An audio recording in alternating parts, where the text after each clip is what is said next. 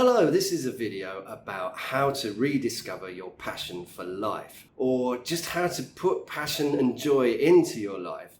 And this is because I had a kind of burnout, a kind of breakdown. I don't really know what to call it, but I stopped working on a business that I had a lot of passion for. I mean, I absolutely loved what I did. And this goes back 4 or 5 years. I noticed that I did a little bit less work on my business, but it was the sort of business where I had passive income coming in. So I didn't really notice in the sales figures. In fact, the sales figures were doing pretty well up until maybe a year and a half ago. It happened to me over a period of time and then all at once. This year, we are in the middle of 2021. And I really haven't done much work at all on my business, and I certainly haven't done anything to make money. I haven't created a new product or anything like that. So a few months ago, I sort of realized, I've got to do something about this. And these are the things I've been doing with varying degrees of success to rediscover the passion for my business and my joy for life. And so I hope this helps someone. There's going to be quite a few things I'm going to talk about now. If you're bored at all, in YouTube you can click on the cog in the bottom right hand corner. I'm not sure if I got that right. And then you can hear me speed it up by 50% if you wish, 1.5 times. I find that's the best way to view most YouTube videos. So let's get straight into it. Now, the first thing to realize when you're going through a bit of a funk, going through a bit of a bad time, and you can't seem to get yourself motivated, just realize that things change. When you look at the universe, the only constant thing you can say about it is that it's changing. There's nothing in the universe that doesn't change. So if you were like me and you had a period of life where everything was going fine and you were making money, your personal life was absolutely sorted out and everything was great, and you thought that the future would just carry on as the past did, as the recent past did. No, that never happens. You shouldn't be surprised that life is sometimes somewhat chaotic. So chaos and uncertainty and change happens, and that's all right.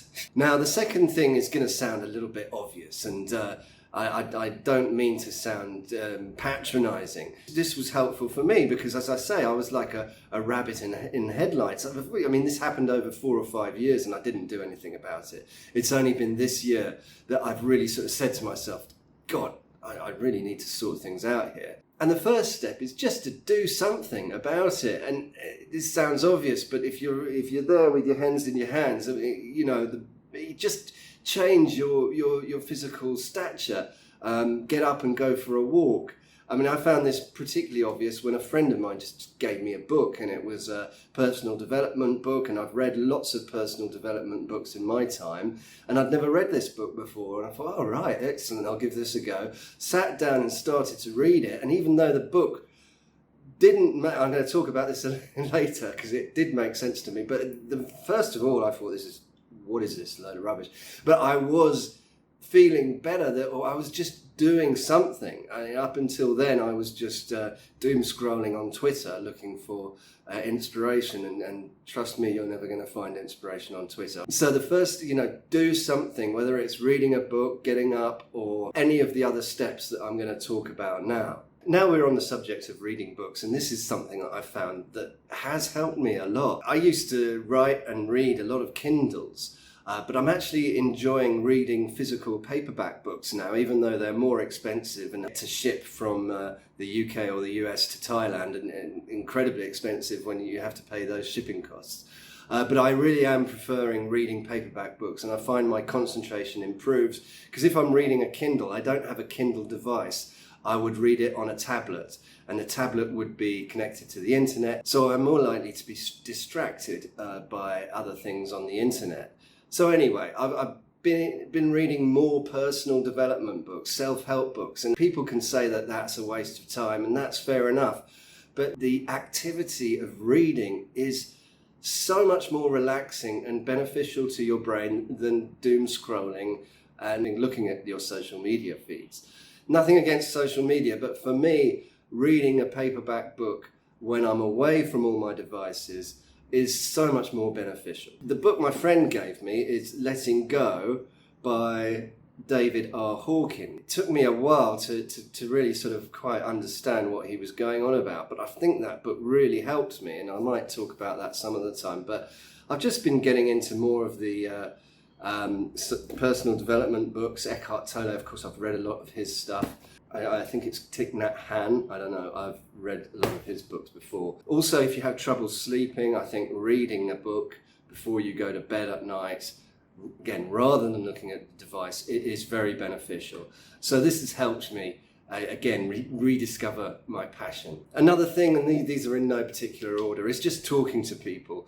Again, I didn't do anything about this. I kept it all bottled up inside. And if people ask me about my business, I say, oh, everything's going fine. And everything was going fine, to be honest with you. But I didn't really have the vocabulary to be able to explain what was going through, which was that I just had stopped working on this business that I'd really loved, and I wasn't really sure why. In our culture, we like to be sure about everything. We like to know exactly what's going on in the world. We definitely like to know exactly what's going on inside of us. But I had to admit that I didn't have a particular clue what was going on inside of me, and I vaguely started mentioning this to people, and I found it incredibly helpful, because people sort of suddenly said, well, actually, yeah, I can sympathize with you, and it's the same with me. When I'm having something similar is happening to me, or I've had something similar happen to me in the past, and this is what I did to get out of it. But talking about these things helps. And another thing I did was ask a friend for the name of a therapist, and I have been in therapy before, but it was just once, and it didn't really work, and it was for an incredibly short period of time. So asking for help for a therapist was a big deal for me, and I think just the practice of talking to people, whoever it is, they don't have to be in the same line of work, they don't have to be similar people to you, and admitting that you do have something of an issue really is one of the first steps to getting out of it. Now, next thing to do if something is bothering you, or you've hit a roadblock in your life, is to start journaling. Now, the purpose of journaling is to talk about what you feel and what you think, rather than a diary, which is about what happened to you. I'm new to journaling, and I'm not sure if I'm doing it right. I think a lot of the times I'm saying I went here and did this, but I think if you do have a problem, it helps to write it down. So you can say, well, I'm thinking this, I'm thinking that, I don't know what to do about this. And it really does help to get the funk out of your brain onto paper. When I'm actually putting it onto digital paper, I'm doing that on Google Drive.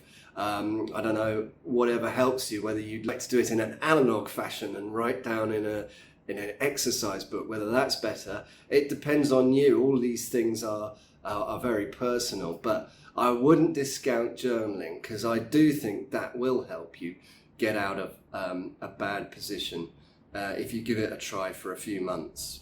So the next thing to talk about is meditation.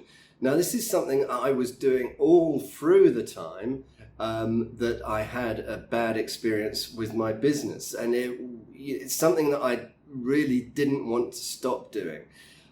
Even when I sit down there and my meditation practice is going incredibly badly, i.e. my brain is all over the place thinking different thoughts about stupid things, or maybe about important things that are bothering me, and I can't seem to concentrate on my breath, and it's really annoying me.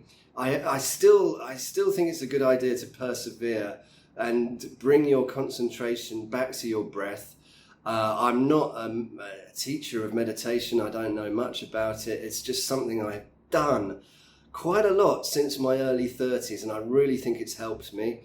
What I do is close my eyes, sit on a normal seat with my back supported, but not with my head supported. My head rests on my spine like this, and then I close my eyes and turn my attention to the sensation of the breath going through my nostrils. You can put your attention to your solar plexus, where you pull down the diaphragm in order to fill up the lungs with air. It really doesn't matter. I mean, it's the non-judgmental awareness of the present moment. So you put your attention to the present moment and flood your body with your attention to the present moment. And that's what meditation is. And I've always found that extremely beneficial. And I'm trying to deepen the practice at the moment. The next thing is something I've always tried to do, and I think it's particularly important at the moment, and that of course is exercise. We're talking about our brains, but the brain and the body is so connected. And exercise doesn't matter what you do, whether you take the stairs instead of taking a lift, whether you go for a walk. I live in a very hot country. Going for a walk is not usually possible. I go to the gym. And I do anaerobic and aerobic exercise every other day. Sometimes I do it every day, but at the moment I've been trying to do it every other day, which means 4 or 5 times a week. I usually try to do at least 20 minutes anaerobic, I think, exercise, the exercise that keeps you out of breath. And I really do think that's beneficial. Now, all the things I've mentioned are all well and good, but I find also that it's good to track all of these different things like exercise, meditation, blah, blah, blah. I'll show you in a minute. And you track these every day. This can be part of your morning ritual. Maybe your morning ritual involves a little tiny bit of exercise, bit of stretching and meditation, drinking water, and trying to set yourself up for a nice day. Within that morning ritual, it doesn't take long at all. I'm talking about a minute or two every day. It's just to track all these things, and I'll show you how I've been doing it so far. So it's a bit of a mess, but you can see what I'm talking about. Every day I notice how my physical state is, how my emotional state is, how much meditation I've done, the times and the quality of the meditation, the exercise, gratitude as well. Gratitude is very important. And every day I actually think of 2 things that have happened in the day previously. You can do this in the evening and think 2 things that have happened or 3 things that have happened in that day. But writing down what you're grateful for, preceding that you are feeling gratitude for these things, whether it be a nice meal or you met a friend and had a nice time. That's the sort of thing I write down. As I was a graphic designer in a former life, I decided to make that a little bit more neat. So I've done a daily self-care check-in printout. Well, actually this is weekly, so you can put the days of the week up here, the dates up here, and then put your comments in for all the different things that you are tracking. Exercise, goals, daily goals is really important. And also I've got food versus intoxicants. So if you're trying to give up drinking or you're trying to give up another intoxicant, and you can track anything you want. It's just something to keep you grounded, to make sure that these improvements are carrying on and you're consistent in reaching your goals. And in the description of this video, or if you're watching this on my blog post, you can have a link to download one of these for free. And I've done it in A4 size and in letter size. That should be okay for most printers. So the next thing to talk about is helping people, so you don't get too caught up in your own problems. It's always quite a good idea to try and help people with their problems, and you can sort of lose yourself in the service of other people. I noticed actually that after I made a video about how I'd stopped working on my business and I was going, oh my God, this has happened now, what's happening to me? I found I had a lot of emails and comments and messages about that video, and people were saying such nice things. How, Rob, you've helped me in the past with graphic design, web design, or publishing books, and thanks very much for that. And that really, really made me feel better. I used to get a lot of emails with people thanking me for my help, which was very humbling and very nice, and you can't beat it. And I realized that's what I had been missing about my business. I hadn't been missing the work and the external validation and the money. It wasn't about that, but I had been missing that feeling of being helpful, and people, genuinely appreciating your efforts to help them. It means you're not irrelevant. Helping people, however you manage to do it, is extremely beneficial in times of stress. As I mentioned earlier, I've been seeing a therapist, and I don't really know what to say about this so far. I've been actually doing it for a couple of months, at least once a week. It's very difficult to talk about. The fact that I'm still going tells you a story. I think it does help you. I think it grounds you, and you try and take on board what the therapist said. And a lot of the things that the therapist is doing is similar to the daily check-in. My therapist told me to do that. It's just monitoring your improvements, or monitoring the changes in your life week by week to get you to somewhere you want to go. I mean, you could use a mastermind group or a one-on-one mastermind to help you with this sort of thing as well, which would be free. With therapist you have to pay for. So the next one is hobbies, and no, I don't think this will be for everyone, but I've found playing guitar very beneficial to me in this period, because it takes me away from the computer, again, takes me away from my devices, and it's tactile, it's kinesthetic. I think I've lost that feeling of doing something with my hands. When I first came to Thailand, I didn't have a guitar for 3 or 4 years, and I always had a guitar ever since I was 8 or 9. So I did lose that part of my life, and I really value getting it back. And I think a lot of people, maybe graphic designers who are chained to their computer, probably would enjoy getting some paints and buying some nice paper and doing some watercolors, doing some charcoal sketching. I've been even thinking about doing that recently. There's something about our life that's so dominated by computers that makes me want to go back into that analog world and start creating things with my hands. I think I'm a creative person, and I think that has helped me a great deal. Another thing I've trying to do now, and we have a lockdown here in Thailand, all the bars are closed, and you're not actually allowed to drink alcohol in restaurants, I think. And I've taken this opportunity to give up alcohol. I'm not an alcoholic, but I probably have drunk too much alcohol in my life. And that's not good for my body, even though it's probably okay with my head. I'm taking this opportunity. What better opportunity will I ever have than a lockdown that's closed the bars in Thailand? I'm taking this opportunity to see how long I can go without alcohol.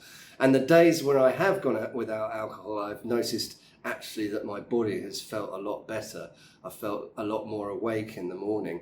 And I should mention another thing, and that is I have got a problem with marijuana. I have been smoking too much marijuana in the last 2 or 3 years, and I've stopped smoking marijuana as well, and I'm going to just not smoke weed for as long as possible, maybe till the end of the year, and we'll see how that takes me. Obviously, I think a lot of my motivation was taken away by habitual smoking of marijuana, so I've left that to the end, so hopefully nobody's going to hear that bit.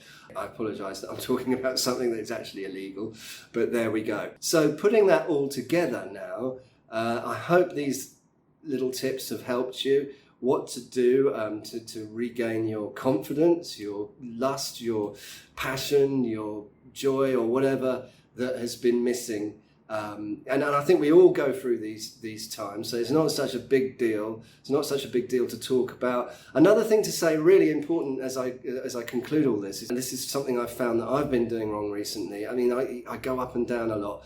Is that I have a go at myself when I don't. So if I, for example, smoke or drink one night when I've been out with friends, and then the next day I wake up and I'm in a terrible mood because I'm having a go at myself because I've failed in one of my sort of core tools that I'm trying to use to get me out of this situation to improve my life. So the other thing to mention is just don't have a go at yourself when not if you fall short of your targets in this journey that you're on in order to improve your life. And that's a very important concluding bit of advice, I think, and I've probably gone on for long enough. Remember, below in this description, I'll give links to other videos that I've made about this subject, as well as links to the weekly self-care check-in list. If that helps anyone, it's free, but you have to go onto Gumroad, so you could sign up and then you could end up on my